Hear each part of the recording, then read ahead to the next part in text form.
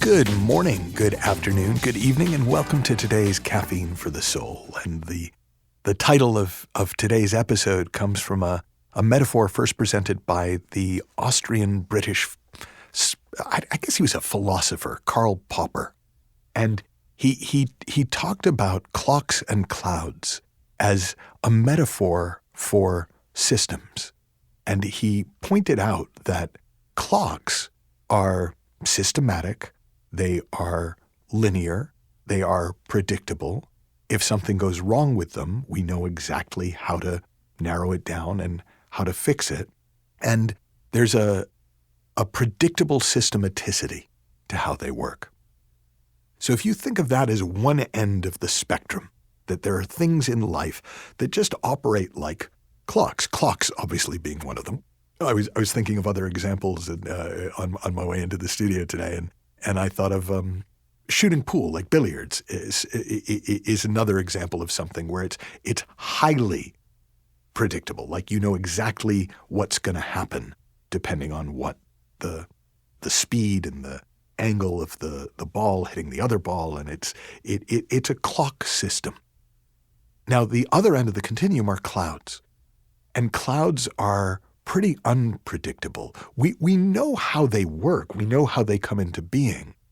But whereas a clock will work the same if it's still working in 100 years, a cloud is unlikely to be the same in 100 minutes.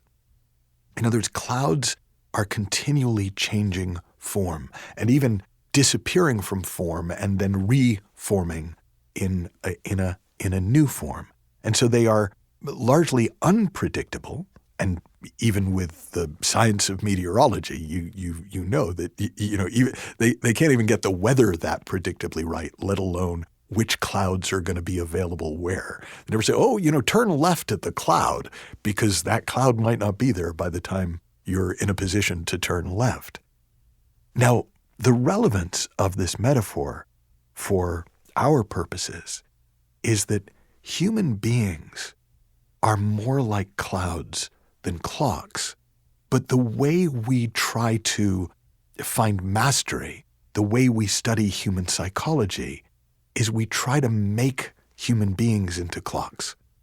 We try and treat even the human body as though it's just a machine, and the heart is just a pump, and the lungs are like bellows, and and the thing is, not only is the human body a bit more cloud-like than clock-like, but the human mind is really cloud and very little clock. Yet, if you look at psychology is continually trying to turn it into a clock. Well, why would that be? Because we like predictability. We like the idea that cause and effect will always be predictable. And it's sort of a comforting thought that, well, if something's wrong, I'll just go to an expert on clocks and they'll tell me what's wrong and then they can fix it. Or I can become an expert on clocks. And if something's wrong with my psychology, I can just fix it. If something's wrong with my life, I can just fix it. Oh, why did this happen? Why did this happen to me? That's one of the most anxiety-producing questions that I hear from people, because it implies, implicit in the question, is the idea that there is a single answer to why something goes wrong, which also suggests there's a single answer to how to make it go right. And if human beings were indeed more like clocks than clouds, that would work, but we're not. It's simply not the way we're made. One of the best examples, and it's very politically incorrect, but my high school physics teacher said, he would say, look, if you kick a football and I know your altitude and friction coefficients and air speed of the leg speed and all the variables, I can predict where that football will end up within a very tiny margin of error.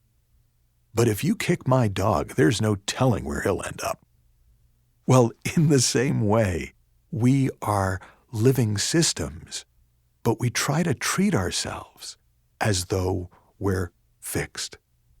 we try to treat ourselves as though we're predictable. Now, Popper was very clear that things are not either clocks or clouds. It's a continuum between clocks and clouds. And so the aspect of human behavior and the human mind that is most clock-like are our habits.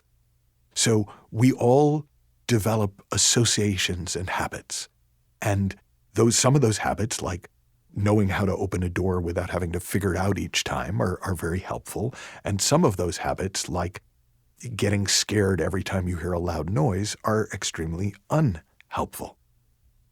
Now, that collection of habits, because it is somewhat clock-like, sometimes psychology can really work well. Because to the extent that we are living habitually, our behavior is habitual. You can lead by, I know that this guy responds really well to tough love, and this person responds really well to hugs, and this person responds really well to kind, gentle kicks up the ass, and this person responds really well to complete honesty. And as I say, to the extent that somebody is living habitually, then treating them clock-like can be effective. But the thing about human beings is, at our best, we are not our habits. We are the product of real-time insight, real-time responsive intelligence, fresh, new, original thought. And that's why so often psychology doesn't work the way we think it's supposed to. And we don't respond the way people predict we will, and they don't respond the way we predict they will. So while in the same way there are principles behind how clouds come into being, there are principles behind the human experience. We live in a thought-created experience, and our level of consciousness and how we show up in that sense affects which thoughts get taken on as true and how habitually we operate and how much fresh thought is coming in and how differently we can react in one moment to the next. And there is a deeper intelligence that is offering real-time ideas and real-time guidance, but we don't have to listen to it. So even that, makes us much more cloud-like than clock-like. But individual behavior, how we show up, how we think, is much more cloud-like than clock-like. And when we try to simplify human beings down into clocks, instead of seeing them and treating them and ourselves as the wonderfully beautiful, changeable clouds that we are, we become very ineffective, and people disappoint us and let us down all the time because we were expecting them to behave predictably, like a clock, instead of showing up fresh to see which clouds are here today and what form does the cloud take. One of the first examples of this for me was I began my work as a teacher and trainer as an apprentice in a neurolinguistic programming program. And I was a very good student, and I studied what to me seemed like the clock-like nature of human beings and the mind, and how if you change this, this happens, and if you change that, that happens. And I dutifully went through, and there were about 40 people on the first training that I worked on, and it was a monthly group. It came back each month, and I wrote down all the things that people were working on and what they needed, and I very proudly presented it to the head trainer. And he looked at it, and he looked at me, and he said, "What makes you think the 40 people who left here are going to be the same 40 people that come back a month from now?" And it was one of the most helpful lessons I ever got, because it reminded me to always take people as they come, not as I predict them to be. And if you want to play with that for yourself, it really is as simple as noticing when you are treating somebody as, oh, I know how they'll react to this. Oh yeah, I know exactly how this is going to go. And just open up some space around it. Be open to being surprised. Be open to being delighted by how differently somebody shows up when you treat them as a cloud, and how you can almost force them into behaving like a clock when you treat them like a clock.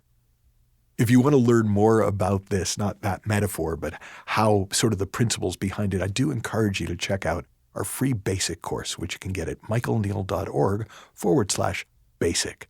And I talk a lot more about the principles behind the human experience in that program. Until then, have fun, learn heaps, happy exploring, and I'll talk to you soon.